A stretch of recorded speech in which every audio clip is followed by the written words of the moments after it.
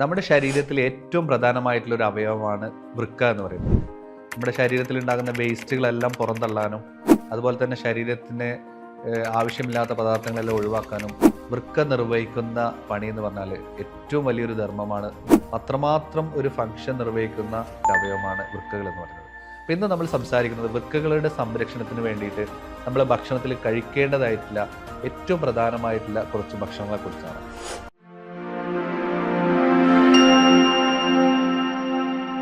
നമ്മുടെ ശരീരത്തിൽ ഏറ്റവും പ്രധാനമായിട്ടുള്ള ഒരു അവയവമാണ് വൃക്ക എന്ന് പറയുന്നത്.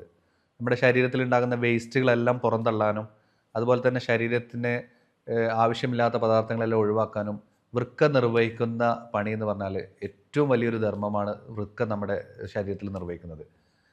ഏകദേശം 150 ലിറ്ററിലധികം രക്തം ഒരു ദിവസം നമ്മുടെ കിഡ്നി അരിക്കുന്നുണ്ട് എന്നുള്ളതാണ് പറയുന്നത്. അത്രമാത്രം ഒരു ഫംഗ്ഷൻ നിർവഹിക്കുന്ന വലിയ ഒരു അവയവം, എന്നാൽ ചെറിയതായിട്ട് നമ്മുടെ ശരീരത്തിൻ്റെ നട്ടലിൻ്റെ ഇരുവശത്തും ഉള്ളൊരു അവയവമാണ് വൃക്കകൾ എന്ന് പറയുന്നത്. അപ്പോൾ ഇന്ന് നമ്മൾ സംസാരിക്കുന്നത് വൃക്കകളുടെ സംരക്ഷണത്തിന് വേണ്ടിയിട്ട് നമ്മൾ ഭക്ഷണത്തിൽ കഴിക്കേണ്ടതായിട്ടുള്ള ഏറ്റവും പ്രധാനമായിട്ടുള്ള കുറച്ച് ഭക്ഷണങ്ങളെക്കുറിച്ചാണ്. ഞാൻ doctor Muhammad Aslam, Medicare homoeopathy speciality medical centre Vaniyambalam chief കൺസൾട്ടൻറ്റും മെഡിസിനൽ ഹോമിയോപ്പതി പെരിന്തൽമണ്ണ വിസിറ്റിംഗ് കൺസൾട്ടൻറ്റുമാണ്. വൃക്കയുടെ ഫംഗ്ഷനെക്കുറിച്ച് ഞാൻ പറഞ്ഞു. ഒട്ടനവധി ഫംഗ്ഷൻ നിർവഹിക്കുന്നുണ്ട്. നമ്മുടെ രക്തത്തിൻ്റെ കോശങ്ങൾ, എറിത്രോപോയറ്റിൻ പോലെയുള്ള കോശങ്ങളെ നിർമ്മിക്കാൻ, അതുപോലെ തന്നെ നമ്മുടെ സോഡിയം പൊട്ടാസ്യം ബാലൻസ്, അല്ലെങ്കിൽ നമ്മുടെ ശരീരത്തിൽ ഉണ്ടാകുന്ന വെള്ളത്തിൻ്റെയൊക്കെ അളവിനെ നിയന്ത്രിക്കുക, ഇങ്ങനെ ഒട്ടനവധി ഫങ്ഷൻസ് നമ്മുടെ കിഡ്നി നിർവഹിക്കുന്നുണ്ട്. അതുകൊണ്ട് തന്നെ കിഡ്നിയുടെ ഫങ്ഷൻ പ്രോപ്പറായി നിലനിർത്തുക എന്നുള്ളത് നമ്മുടെ ഏറ്റവും വലിയൊരു ധർമ്മമാണ്. നമ്മൾ ഈ കിഡ്നിക്ക് ഏറ്റവും ഭാരം കൊടുക്കുന്നൊരവസ്ഥ എന്ന് പറഞ്ഞാൽ വെള്ളം കുടിക്കാതിരിക്കുന്ന ഒരവസ്ഥ തന്നെയാണ്.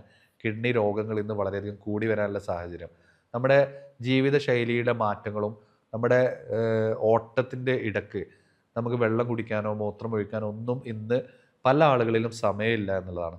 അപ്പോൾ നമ്മൾ കൃത്യമായിട്ട് ഇത് ശ്രദ്ധിച്ചിട്ടില്ലെങ്കിൽ ഭാവിയിൽ ഒരു വൃക്കരോഗം വരാനോ അല്ലെങ്കിൽ ഒരു ഡയാലിസിസിലേക്ക് പോകാനോ അല്ലെങ്കിൽ കിഡ്നി മാറ്റിവെക്കൽ ശസ്ത്രക്രിയയിലേക്ക് പോകാനോ ചിലവ് കൂടിയ ഇത്തരം ചികിത്സാ മാർഗങ്ങളിലേക്കൊക്കെ പോകാനുള്ള സാധ്യത നമ്മുടെ സമൂഹത്തിലുണ്ട്.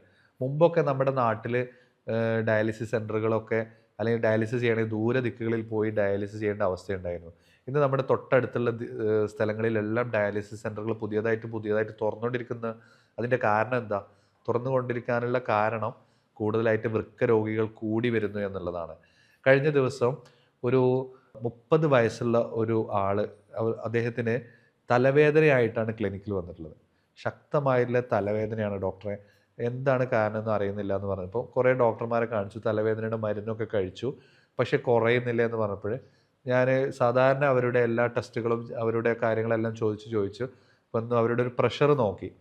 അവരുടെ പ്രഷർ നോക്കിയ സമയത്ത് ആ 30 വയസ്സുള്ള ആളുടെ ഒരു പ്രഷർ 160/100 വളരെയധികം കൂടിയൊരവസ്ഥ. ആ പ്രായത്തിലൊന്നും അത്ര ഒരു BP വരേണ്ട സാഹചര്യമില്ല. അപ്പോൾ പല കാര്യങ്ങൾ ചോദിച്ചു. അവരുടെ ടെൻഷൻ എന്തെങ്കിലും ഉണ്ടോ, ഭക്ഷണ രീതികൾ. അപ്പോൾ അവരുടെ ഒരു ലൈഫ് സ്റ്റൈൽ എന്ന് പറഞ്ഞാൽ വളരെ ഇറഗുലറായിട്ടുള്ളൊരു ലൈഫ് സ്റ്റൈലായിരുന്നു. അവരൊരു ജ്യൂസ് ഷോപ്പിൽ വർക്ക് ചെയ്യുന്നു. ആ ജ്യൂസ് ഷോപ്പിൽ അവർ വൈകുന്നേരം ഒരു 6 മണി തൊട്ട് രാത്രി 12-1 മണി വരെയൊക്കെ അവർ ആ ജ്യൂസ് ഷോപ്പിൽ വർക്ക് ചെയ്യും. ഉറക്കമില്ല, ഭക്ഷണം ശരിയാവുന്നില്ല. ഇതൊക്കെ ആയിരിക്കാം BPയുടെ കാരണം എന്നാണ് ഞാൻ ആദ്യം നനച്ചത്. എങ്കിലും നമുക്ക് അവരുടെ ഒരു രക്തപരിശോധന നടത്താം, ഇതിലെന്തെങ്കിലും മറ്റു പ്രശ്നങ്ങളുണ്ടോ എന്നുള്ളതൊക്കെ നോക്കാം എന്ന് പറഞ്ഞിട്ട് അവരുടെ ഒരു കൊളസ്ട്രോൾ ലെവൽ, അതുപോലെ kidney function test, liver function test ഒക്കെ ചെക്ക് ചെയ്ത സമയത്താണ് അറിയുന്നത് അവരുടെ ക്രിയാറ്റിൻ ലെവൽ ഒരു 4 ആയിരുന്നു. അവർ ഇതുവരെ തിരിച്ചറിഞ്ഞില്ല, മറ്റു ലക്ഷണങ്ങളൊന്നും അവർക്ക് ശരീരത്തിൽ ഉണ്ടായിരുന്നില്ല. അപ്പോൾ ഈ ക്രിയാറ്റിൻ 4 ആയപ്പോൾ തന്നെ അവർക്ക് കിഡ്നിക്ക് എന്തോ കാര്യമായിട്ടുള്ളൊരു തകരാറുണ്ടെന്ന് മനസ്സിലാക്കുകയും അവരുടെ ഒരു സ്കാനിങ് എടുക്കുകയും അപ്പോഴേക്കും അവർക്ക് കിഡ്നിക്ക് ചില കിഡ്നി ഡിസീസിൻ്റെ തുടക്കമാണെന്ന് മനസ്സിലാക്കുകയും അത് ഒരു നെഫ്രോളജിസ്റ്റിൻ്റെ അടുത്തേക്ക് റെഫർ ചെയ്യുകയും ചെയ്യുന്നൊരവസ്ഥയുണ്ടായി. അപ്പോൾ വളരെ യങ് ഏജിൽ ഉണ്ടായ ആ ഒരു അവസ്ഥ ഇപ്പോൾ ആ രോഗി ഒരു ഡയാലിസിസിന് വിധേയമായിട്ട് ട്രീറ്റ്മെൻറ്റിൽ എടുക്കുന്നൊരവസ്ഥയാണുള്ളത്. അപ്പോൾ അവരുടെ ഒരു ജീവിതശൈലിയിലുണ്ടായ വ്യത്യാസങ്ങൾ, പിന്നെ ഇവർ ജ്യൂസ് ഷോപ്പിൽ നിൽക്കുമ്പോൾ ഈ ജ്യൂസ് ഷോപ്പിൽ ഇവർ സാധാരണ പ്രിപ്പയർ ചെയ്യുന്നത് സാധാരണ ഫ്രൂട്ട് പൾപ്പുകൾക്ക് പകരം ഒറിജിനൽ ഫ്രൂട്ടുകൾക്ക് പകരം ഫ്രൂട്ടിൻ്റെ എസെൻസ് ആയിരുന്നു അവർ ആഡ് ചെയ്തിരുന്നത് എന്നാണ് പറഞ്ഞത്. ഈ എസെൻസ് ആഡ് ചെയ്യുമ്പോൾ പലപ്പോഴും ഒരു ഗ്ലാസ് ജ്യൂസ് ഉണ്ടാക്കി കഴിഞ്ഞാൽ കുറച്ചവിടെ ബാക്കി വരും. അപ്പോൾ അതിൽ അമിതമായിട്ടുള്ള മധുരമുണ്ട്, അമിതമായിട്ടുള്ള പഞ്ചസാരയുണ്ട്, അതുപോലെ തന്നെ ഈ കെമിക്കലി ഫ്രൂട്ട്സിൽ ഇടുന്ന പൊടികളാണ് അവർ സാധാരണ ഇടുന്നത്. അപ്പം അത് ഇവർ ബാക്കി വരുന്നതൊക്കെ ഇവർ ഇടയ്ക്കിടയ്ക്ക് കുടിക്കുമായിരുന്നു. അവരുടെ ദാഹം തീർക്കാനും ഒക്കെ ചായ മറ്റൊക്കെ കുടിക്കുന്നതിന് പകരം ഇവർ ഈ ജ്യൂസായിരുന്നു സ്ഥിരമായിട്ട് കുടിച്ചിരുന്നതെന്ന് പറഞ്ഞു. അങ്ങനെ അവരൊരു 7-8 വർഷത്തോളം ആ സ്ഥാപനത്തിൽ ജോലി ചെയ്തതിൻ്റെ ഒരു സമ്പാദ്യമായിട്ടും അവരുടെ ജീവിതശൈലിയിലുണ്ടായ മാറ്റങ്ങളും അവരുടെ ഇത്തരം ജ്യൂസുകളുടെ അമിത ഉപയോഗമൊക്കെ അവരൊരു വളരെ ചെറുപ്പത്തിൽ തന്നെ കിഡ്നി രോഗിയാക്കി എന്നുള്ളതാണ് ഇതിലേറ്റവും പ്രധാനമായിട്ടുള്ളത്. അപ്പോൾ നമ്മളിത് മനസ്സിലാക്കേണ്ട ഏറ്റവും പ്രധാനമായിട്ടുള്ള കാര്യം നമ്മുടെ ലൈഫ് സ്റ്റൈലിൽ ഉണ്ടായ ഇത്തരം ചേഞ്ചുകൾ തന്നെയാണ് നമ്മുടെ കിഡ്നി രോഗികളുടെ എണ്ണം നമ്മുടെ സമൂഹത്തിൽ ഇന്ന് ഇത്രയധികം കൂടിയിട്ടുള്ളത് എന്നുള്ളത് നമ്മൾ മനസ്സിലാക്കുക. അമിതമായിട്ട് ഉപ്പിൻ്റെ ഉപയോഗം, ഇപ്പോൾ ഇന്ന് ഉപ്പ് വളരെയധികം കൂടുതലായിട്ട് ഉപയോഗിക്കുന്നുണ്ട് ആളുകൾ. അതുപോലെ തന്നെ അമിതമായിട്ടുള്ള പഞ്ചസാരയുടെ ഉപയോഗം, അതുപോലെ തന്നെ അമിത മരുന്നുകളുടെ ഉപയോഗം. ഇപ്പോൾ പാരസെറ്റമോൾ അടക്കമുള്ള പെയിൻ കില്ലേഴ്സ് ആയിട്ടുള്ള പല മരുന്നുകളും ഇന്ന് ഓവർ ദ കൗണ്ടറായിട്ടും പുറത്തുനിന്നായിട്ടും ഒരു ചെറിയ തലവേദന വരുമ്പോഴേക്ക് നമുക്കതൊന്ന് ചിലപ്പോൾ ഒന്ന് ഉറങ്ങി എണീറ്റാലോ അല്ലെങ്കിൽ ഒന്ന് റെസ്റ്റ് എടുത്താലോ അല്ലെങ്കിൽ ചെറിയ ചുക്കാപ്പിയോ എന്തെങ്കിലുമൊക്കെ ഉണ്ടാക്കി വീട്ടിൽ കഴിച്ചാലോ ഒക്കെ കുറയുന്നതായിരിക്കാം. പക്ഷേ അതിന് പോലും ഇന്ന് പലപ്പോഴും വേദന ഗുളികകളും അതുപോലത്തെയുള്ള മരുന്നുകളുടെ അമിതമായിട്ടുള്ള ഉപയോഗം പല ആളുകളെയും ഇന്ന് കിഡ്നി രോഗികളാക്കുന്നുണ്ട് എന്നുള്ള കാര്യം നമ്മൾ മറച്ചു വെക്കേണ്ട കാര്യമില്ല. അപ്പോൾ അതുകൊണ്ട് അമിതമായിട്ട് ഇപ്പോൾ തലവേദന വരുമ്പോൾ അല്ലെങ്കിൽ വേദന വരുമ്പോൾ അല്ലെങ്കിൽ മെൻസ്ട്രൽ സമയത്തുണ്ടാകുന്ന വേദന വരുമ്പോൾ അല്ലെങ്കിൽ ചെറുതായിട്ട് എന്തെങ്കിലും ഒരു നീർവീഴ്ച വരുമ്പോഴേക്ക് പെയിൻ കില്ലേഴ്സും അതുപോലെയുള്ള മരുന്നുകളുടെ അമിത ഉപയോഗം നമ്മൾ കുറച്ചിട്ടില്ലെങ്കിൽ ഭാവിയിൽ ഇതിലും കൂടുതൽ കിഡ്നി രോഗികൾ നമ്മുടെ സമൂഹത്തിൽ കൂടുന്നുള്ള കാര്യത്തിൽ സംശയമില്ല. അപ്പോൾ ഇത്തരം കാരണങ്ങളെല്ലാം കിഡ്നി രോഗത്തിലേക്ക് വഴിവെക്കാം. ഈ കിഡ്നി രോഗത്തിലേക്ക് നമ്മൾ വഴിവെക്കുമ്പോൾ നമ്മൾ ശ്രദ്ധിക്കേണ്ട കാര്യങ്ങൾ ഇതിനെ എങ്ങനെ പ്രിവെൻറ്റ് ചെയ്യാം എന്നുള്ളതാണ് ഏറ്റവും പ്രധാനമായിട്ടുള്ളത്. ഞാൻ ഈ പറയുന്ന കാര്യങ്ങളെല്ലാം വളരെ ലളിതമായിട്ട് നിങ്ങൾക്ക് മനസ്സിലാവുന്ന രീതിയിൽ എങ്ങനെ ഇതിനെ തടുത്ത് നിർത്താം. അപ്പോൾ നമ്മൾ ഇത് വരുന്ന കാരണങ്ങൾ നിർബന്ധമായിട്ടും നമ്മൾ അറിഞ്ഞിരിക്കണം. അതുപോലെ ഉപ്പ് നമ്മൾ പറഞ്ഞു, ഉപ്പിൻ്റെ അമിതമായിട്ടുള്ള ഉപയോഗം നമ്മൾ കുറക്കണം. അതുപോലെ അമിതമായിട്ടുള്ള പഞ്ചസാരയുടെ ഉപയോഗം, അതുപോലെ തന്നെ പെയിൻ കില്ലേഴ്സിൻ്റെ ഉപയോഗം, അതുപോലെ തന്നെ നമ്മൾ ശരിയായിട്ടില്ലാത്ത ജീവിത ശൈലികൾ അല്ലെങ്കിൽ അമിതമായിട്ടുള്ള കൊഴുപ്പും മെഴുക്കും കഴിച്ച ഭക്ഷണങ്ങളുടെ ഉപയോഗം, വ്യായാമമില്ലാത്ത അവസ്ഥ, ഉറക്കമില്ലാത്ത അവസ്ഥ, അമിതമായിട്ടുള്ള സമ്മർദ്ദം, ഇതെല്ലാം നമ്മുടെ രക്തസമ്മർദ്ദം കൂട്ടുകയും കിഡ്നിക്ക് ഓവർലോഡ് കൊടുക്കുകയും ആ ഓവർലോഡ് കാരണം കിഡ്നി ഡാമേജ് ആവുകയും ആ കിഡ്നി ഡാമേജ് ആവുന്നത് മൂലം പിന്നെ ഭാവിയിൽ കിഡ്നി ട്രാൻസ്പ്ലാന്റിലേക്കോ ഡയാലിസിസിലേക്കോ അല്ലെങ്കിൽ ഒരു കിഡ്നി രോഗിയായി മാറുന്ന അവസ്ഥയിലേക്ക് പോകേണ്ട ഒരു സാഹചര്യം ഉണ്ടാവും. അപ്പോൾ അതുകൊണ്ട് കാരണത്തിൽ നിന്ന് മാറി നിൽക്കുക എന്നുള്ളതാണ് ഒന്നാമതായിട്ടുള്ളത്. പിന്നീട് ഞാൻ പറഞ്ഞതിൽ നമ്മൾ ഇതിൽ ശ്രദ്ധിക്കേണ്ട ഭക്ഷണങ്ങൾ, കിഡ്നി രോഗം വരാതിരിക്കാൻ നമ്മൾ ഉൾപ്പെടുത്തേണ്ട ഭക്ഷണങ്ങളിൽ ഏറ്റവും പ്രധാനമായിട്ടുള്ള ഒന്നാണ് നമ്മുടെ വെളുത്തുള്ളി എന്ന് പറയുന്നത്. ഇതിൽ അലീസിൻ എന്ന് പറയുന്ന ഒരു കോമ്പൗണ്ട് ഉണ്ട്. ഈ അലീസിൻ നല്ലൊരു ആൽക്കലോയിഡാണ്.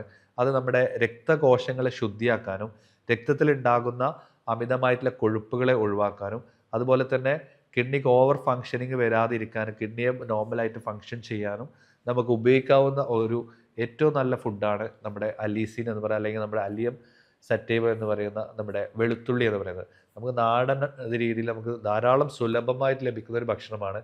കറികളിലൊക്കെ നമ്മൾ ഉണ്ടാകുമ്പോൾ അത് പലപ്പോഴും അതിനെ മാത്രം നമ്മൾ സൈഡിലേക്ക് മാറ്റി വെച്ചിട്ട് എടുത്തു കളയാണ് പല ആളുകളും ചെയ്യാറുള്ളത്. അത് കറികളിലൊക്കെ നമ്മൾ ഉൾപ്പെടുത്തിയിട്ട് കഴിക്കുകയാണെങ്കിൽ വളരെയധികം ഹെൽത്ത് ബെനിഫിറ്റ് ഉള്ള ഒരു ഭക്ഷണ പദാർത്ഥം കൂടിയാണ്. അത് നമുക്ക് ഉപയോഗിക്കാവുന്നതാണ്. ഇനി രണ്ടാമതായിട്ട് നമ്മുടെ ജിഞ്ചർ വളരെ നല്ലൊരു ആൽക്കലോയിഡാണ്, നല്ലൊരു ഡയൂററ്റിക് ആണ്. നമ്മുടെ കിഡ്നിയിൽ ഉണ്ടാകുന്ന കെട്ടിക്കിടക്കുന്ന മൂത്രത്തെയൊക്കെ പുറത്ത് കളയാനും അതുപോലെ തന്നെ ഇൻഫെക്ഷൻസൊക്കെ വരാതിരിക്കാനും ഒക്കെ നമുക്ക് ഏറ്റവും പ്രധാനമായിട്ട് ശ്രദ്ധിക്കാവുന്നതും കഴിക്കാവുന്ന ഒരു ഭക്ഷണമാണ് ഇഞ്ചി എന്ന് പറയുന്നത്.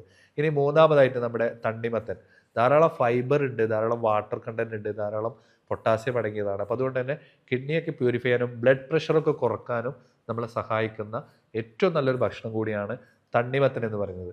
പിന്നീട് നമ്മൾ ക്രൂസിഫറസ് വെജിറ്റബിൾസ്, ഈ ഏത് കാര്യങ്ങളാണെങ്കിലും നമ്മുടെ ദഹന പ്രക്രിയ വളരെ കൃത്യമായാൽ തന്നെ ഒരുവിധം അസുഖങ്ങൾ നമുക്ക് വരാതിരിക്കാൻ നമ്മളെ സഹായിക്കും. അതുകൊണ്ട് നമ്മുടെ ദഹന പ്രക്രിയയെ വളരെ ക്ലിയർ ആക്കിയിട്ട് നമ്മളെ മുന്നോട്ട് കൊണ്ടുപോകാൻ പറ്റുന്ന ഒരു ഭക്ഷണമാണ് നമ്മുടെ ക്രൂസിഫറസ് വെജിറ്റബിൾസ് എന്ന് പറയുന്ന നമ്മുടെ ബ്രൊക്കോളി, അതുപോലെ ക്യാബേജ് പോലത്തെ ഭക്ഷണങ്ങൾ. ഇതും നമുക്ക് ഭക്ഷണത്തിൽ ഉൾപ്പെടുത്താവുന്ന അല്ലെങ്കിൽ കിഡ്നി രോഗങ്ങളെ പ്രിവെൻറ്റ് ചെയ്യാൻ വേണ്ടിയിട്ട് നമുക്ക് ഉപയോഗിക്കാവുന്ന ഭക്ഷണങ്ങളാണ്. പിന്നീട് നമുക്ക് ഏറ്റവും നല്ല ഒരു ആൻറ്റി ഓക്സിഡൻസ് ഏതാണെന്ന് ചോദിച്ചാൽ നമ്മുടെ ബെറി പഴങ്ങളാണ്. സാധാരണ നമുക്കിവിടെ അവൈലബിലിറ്റി വളരെ കുറവാണ്. സ്ട്രോബെറി, ബ്ലൂബെറി, ബ്ലാക്ക്ബെറി പോലത്തെ ബെറി പഴങ്ങൾ നമുക്ക് ഉൾപ്പെടുത്തി കഴിക്കുകയാണെങ്കിൽ ഒരു പരിധിവരെ കിഡ്നിക്ക് നീര് വരുന്നതും കിഡ്നിക്ക് ഇൻഫ്ലമേഷൻസ് വരുന്നതും നീർക്കെട്ട് വരുന്നതും ഒക്കെ നമുക്ക് തടയാനും അതൊക്കെ നമുക്ക് സഹായിക്കുന്ന ഒന്നാണ്. പിന്നീട് ഒന്നാണ് നമ്മുടെ കരിക്ക്, ടെൻഡർ കോക്കനട്ട് എന്ന് പറയുന്നത്. ഈ ടെൻഡർ കോക്കനട്ട് നമുക്ക് വളരെയധികം കിഡ്നിയിൽ നിന്ന് ഡയൂററ്റിക് ആയിട്ടും മൂത്രം ഒഴിച്ച് കളയാനും അതുപോലെ കിഡ്നിയുടെ ക്ലീൻ ആക്കാനും ധാരാളം പൊട്ടാസ്യം മിനറൽസ് ഒക്കെ ഉള്ള ഒരു പദാർത്ഥം കൂടിയാണ് നമ്മുടെ ടെൻഡർ കോക്കനട്ട് വാട്ടർ എന്ന് പറയുന്നത്. ഇത് നമുക്ക് ഇത്തരം കിഡ്നിയെ പ്യൂരിഫൈ ചെയ്യാനൊക്കെ നമുക്ക് ഉപയോഗിക്കാവുന്ന, നമ്മുടെ ഭക്ഷണത്തിൽ ഉൾപ്പെടുത്താവുന്ന കാര്യങ്ങളാണ്. അതുപോലെ തന്നെ ഏറ്റവും പ്രധാനമായിട്ട് നമ്മൾ കഴിക്കാവുന്ന ഒന്നാണ് ആപ്പിൾ എന്ന് പറയുന്നത്. നമുക്ക് ധാരാളം അറിയാം, ഒരു ആപ്പിൾ കഴിച്ചാൽ ഡോക്ടറെ അടുത്ത് പോകണ്ട എന്നുള്ളതൊക്കെ നമ്മൾ മുമ്പ് പറയാറുണ്ട്. അതുപോലെ തന്നെ ആപ്പിൾ വളരെ ഹെൽത്തി ആയിട്ടുള്ള നമ്മുടെ ഒരു നാച്ചുറലായിട്ട് നമുക്ക് കഴിക്കാവുന്നതാണ്. ഫൈബേഴ്സ് ഉണ്ട്, ധാരാളം മിനറൽസ് ഉണ്ട്. അതുപോലെ ദഹന പ്രക്രിയ സുഗമമാക്കും, നമ്മുടെ ലിവറിൻ്റെ ഫങ്ഷൻസിനെ സ്മൂത്ത് ആക്കും. അതുപോലെ പിത്താശയത്തിൽ നമ്മുടെ പിത്തത്തിൻ്റെ അളവിനെ കൺട്രോൾ ചെയ്യാൻ വളരെയധികം സഹായിക്കും.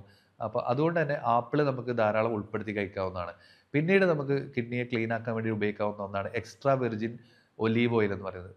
ഒലീവ് ഓയിലും ധാരാളം വൈറ്റമിൻസും മിനറൽസും ആൻറ്റി ഓക്സിഡൻസും ഒക്കെ അവൈലബിൾ ആണ്. അപ്പോൾ അത് നമ്മുടെ ഭക്ഷണത്തിൽ നമുക്ക് ഉൾപ്പെടുത്താം. അല്ലെങ്കിൽ സാലഡുകളിലൊക്കെ നമുക്ക് ജസ്റ്റ് സാലഡ് കട്ട് ചെയ്തതിന് ശേഷം അതിന് മുകളിൽ ജസ്റ്റ് ഒലീവ് ഓയിൽ ആഡ് ചെയ്തിട്ട് നമുക്ക് കഴിക്കാവുന്നതാണ്. അല്ലെങ്കിൽ എന്തെങ്കിലും നമ്മൾ ഉണ്ടാക്കുന്ന സ്നാക്സിന് മുകളിലൊക്കെ ജസ്റ്റ് ഒന്ന് ചൂടാക്കിയിട്ട് വേണമെങ്കിൽ ഉപയോഗിക്കാവുന്നതാണ്. അമിതമായിട്ട് അത് ഹീറ്റ് ചെയ്ത് കഴിഞ്ഞാൽ അത് ചിലപ്പോൾ അതിൻ്റെ ഒരു ഗുണഫലങ്ങൾ നമുക്ക് നഷ്ടപ്പെട്ടു പോകാൻ സാധ്യതയുണ്ട്. അതുകൊണ്ട് തന്നെ ഒലീവ് ഓയിൽ നമുക്ക് നമ്മുടെ ഭക്ഷണത്തിൽ ഉൾപ്പെടുത്താവുന്ന, ഈ കിഡ്നിയെ ക്ലീൻ ചെയ്യാൻ പറ്റുന്ന ഏറ്റവും പ്രധാനമായിട്ടുള്ള മറ്റൊന്നാണ്. ഇത്തരം ഭക്ഷണങ്ങളെല്ലാം നമ്മുടെ ഉൾപ്പെടുത്തുക. അതുപോലെ തന്നെ മഞ്ഞൾ വളരെയധികം ഹെൽപ്ഫുള്ളായിട്ട് ക്യുർക്യുമിനുള്ള ഒരു പദാർത്ഥമാണ്. അപ്പോൾ അതുകൊണ്ട് തന്നെ ഒരു ആൻറ്റി ക്യാൻസറസ് ആണ്, ആൻറ്റി ഡയബറ്റിക് ആണ്. അതുപോലെ തന്നെ നമുക്ക് ഈ കിഡ്നിയൊക്കെ പ്യൂരിഫൈ ചെയ്യാനും കിഡ്നിയുടെ ആരോഗ്യം നിലനിർത്താനും നമുക്ക് ഭക്ഷണത്തിൽ ഉൾപ്പെടുത്താവുന്ന ഒന്നാണ് മഞ്ഞളിൻ്റെ ഭക്ഷണങ്ങളും. അതുപോലെ നമ്മുടെ കറികളിലൊക്കെ മഞ്ഞൾ കൂടുതൽ ഉൾപ്പെടുത്തുക എന്നുള്ളത്. ഇതെല്ലാം നമുക്ക് വളരെ സുലഭമായി ലഭിക്കുന്ന പദാർത്ഥങ്ങളാണ് നമ്മുടെ നാട്ടിൽ. പല ആളുകളും ഇത് കഴിക്കാറില്ല എന്നുള്ളതാണ് വാസ്തവം. ഇത്തരം കാര്യങ്ങളോടൊക്കെ ഒരു വിമുഖതയാണ്.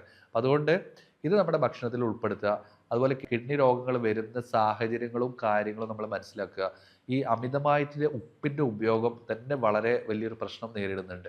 ഇപ്പോൾ പിക്കിൾസ്, പല ആളുകളും കൂടുതലായിട്ട് അച്ചാറിൻ്റെ ഉപയോഗം വളരെ കൂടുതലാണ്. അപ്പോൾ അച്ചാറിലിടുന്ന ആസിഡ്സ് വളരെയധികം നമുക്ക് ദോഷം ചെയ്യാം.